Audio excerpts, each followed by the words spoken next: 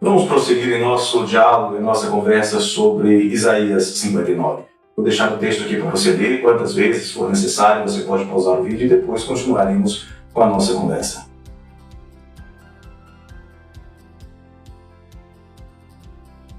Após diagnosticar o problema, o médico ordinariamente passa ao prognóstico. Com base em sua experiência, o médico faz uma avaliação o mais adequada possível sobre as causas da doença, sobre como a enfermidade tem se desenvolvido, sobre como o organismo está reagindo e quais as possibilidades de progressão a curto, médio e longo prazos. O que vai acontecer se não houver uma mudança de parâmetros ou o que pode acontecer se houver um fato novo que traga mudanças aceitáveis, como o próprio Isaías exemplifica em outra passagem. Isaías capítulo 1, versos 19 e 20. Se quiserdes e me ouvirdes, comereis o melhor dessa terra, mas se recusardes e fordes rebeldes, sereis devorados à espada, ou seja, morrereis, porque a boca do Senhor disse.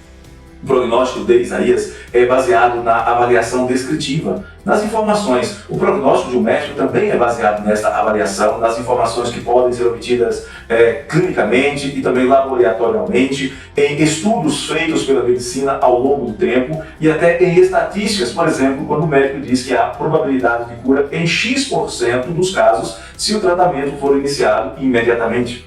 A proposta de Isaías é muito melhor. Ele oferece 100% de certeza de cura, e este pensamento é o pensamento dos escritores bíblicos. O Deus que esconde o rosto em Isaías 1:15, que afirma o seguinte: pelo que quando estendeis as mãos, escondo de vós os olhos. Sim, quando multiplicais as vossas orações, não as ouço, porque as vossas mãos estão cheias de sangue. Este Deus é um Deus justo, e ele não atende pecadores que persistem na prática dos seus pecados. Está em João 9:31. Mas esse Deus, agora, ele se manifesta como o Deus que é favorável, dizendo o seguinte: se permanecerdes em mim e as minhas palavras permanecerem em vós, pedireis o que quiserdes e vos será feito. João 15:7. Mas isso tem uma condição: a aceitação do tratamento que será proposto. Em Isaías 1:16 e 17, o profeta diz: lavai-vos, purificai-vos, tirai a maldade de vossos atos de diante dos meus olhos, cessai de fazer o mal, aprendei a fazer o bem, atendei à justiça, repreendei o opressor, defendei o direito do órfão, pleiteai a causa das viúvas. Vamos entender o que Isaías está dizendo aqui como o prognóstico desta enfermidade. Por causa do pecado, o direito, isto é, a prática da justiça, não pode mais ser encontrada. Mas Deus quer vir à prática da justiça. O problema é que os homens abandonaram o mandato do Senhor de que o homem seja justo em todas as suas ações. Por exemplo, Deuteronômio 16:19 diz: não torcerás a justiça, não farás acepção de pessoas, não tomarás suborno, porquanto o suborno cega os olhos dos sábios e subverte a causa dos justos. A justiça seguirás, somente a justiça, para que vivas e possuas em herança a terra que o Senhor te dá. A descrição dos dias de Isaías e Jeremias é uma descrição de um tempo caótico. Os nobres extorquiam os pobres. As suas esposas os incentivavam em suas práticas malignas. E mesmo que eles aparentemente buscassem cultuar a Deus, Amós diz: olha, vocês vêm a Betel, lugar de oração, lugar de culto, e transgredir. Vocês vêm a Gilgal, que também é lugar de culto, e multiplicai as transgressões. E cada manhã trazeis os vossos sacrifícios, e de 3 em 3 dias os vossos dízimos, e ofereceis sacrifício de louvores do que é liberado, e apregoai ofertas voluntárias e publicai-as, porque disto gostais, ó filhos de Israel, disse o Senhor Deus. Mas veja, é transgressão, é multiplicação de transgressão nesses cultos idólatras que eles faziam.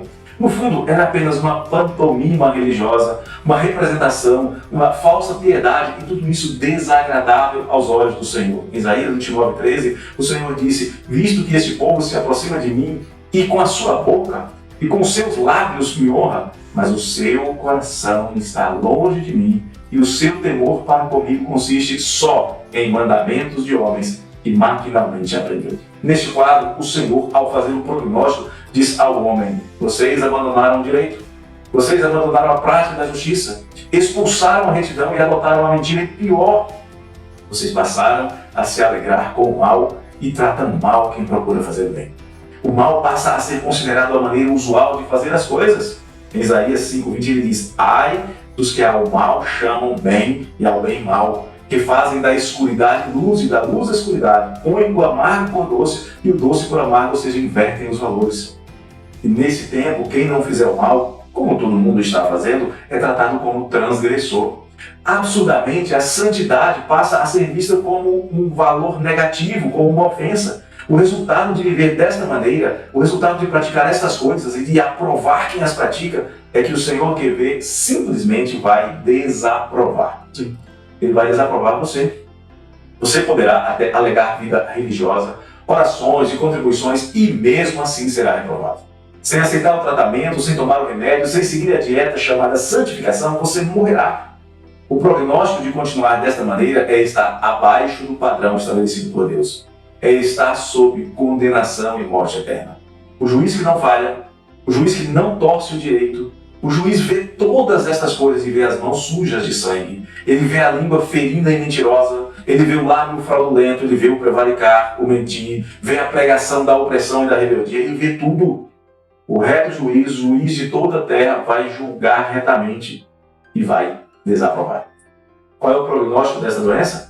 A morte. Isaías diz que o Senhor é o Deus que vê. Ele está vendo. Ele está vendo, apesar de o ímpio achar que não. Apesar de o ímpio pensar que o Senhor, mesmo vendo, não está interessado no que está acontecendo e não vai fazer nada. Ele está vendo. Ele se importa. Ele julga. Ele retribuirá. E é isso que ele diz no último dos livros da Bíblia, em Apocalipse 22, 12. E eis que venho sem demora, e comigo está o galardão que tenho para retribuir a cada um segundo as suas obras. Se as obras forem más, a retribuição será justiça e juízo.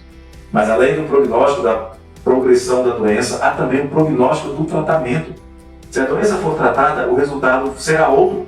Vale lembrar que Isaías já nos disse: se quisermos, se ouvirmos, se não formos rebeldes, comeremos o melhor. Seremos curados.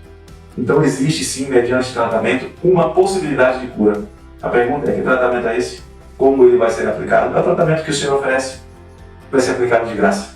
Mas nós vamos falar sobre isso no próximo vídeo. Um abraço do coração do pastor. Não se esqueça, você pode ajudar no crescimento do nosso canal, inscrevendo-se, ativando o sininho das notificações, divulgando o nosso canal para os seus contatos, para os seus amigos, questionando, perguntando, dando sugestões. Fique à vontade, seja nosso parceiro.